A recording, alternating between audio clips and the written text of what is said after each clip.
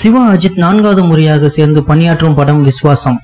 படப்பிடிப்பு ஜனவரியில் துவங்கும் என்றார்கள், பின்னர் பிப்ரவரி என்றார்கள், தற்போது மார்ச் மாதம் என்கிறார்கள். படத்தை தீபாவளிக்கு ரிலீஸ் செய்ய திட்டமிட்டுள்ளனர். பெரிய ஹீரோக்களுக்கு ஜோடியாக நடிப்பது இல்லை என்று கொள்கையுடன் உள்ளார் நயன்தாரா. பெரிய ஹீரோக்களின் படங்களில் நடித்தால் அவர்களை காதலித்து டான்ஸ் ஆடுவதுடன் தனது வேலை முடிந்துவிடும் என்பதால் இப்படி ஒரு முடிவு எடுத்திருக்கிறார். அஜித் எனக்கு மிகவும் பிடித்த ஹீரோ என்பதால் தனது கொள்கையை தளர்த்தி அவருக்கு ஜோடியாக விஸ்வாசம் படத்தில் நடிக்க ஒப்புக்கொண்டுள்ளார் நயன்தாரா. தன்னுடைய படங்களின் விளம்பர நிகழ்ச்சிகள் உள்ளிட்ட எந்த நிகழ்ச்சியில் கலந்து கொண்டாலும் அந்த படம் பிளாப் ஆகிவிடும் என்று பயப்படுகிறார் நயன்தாரா.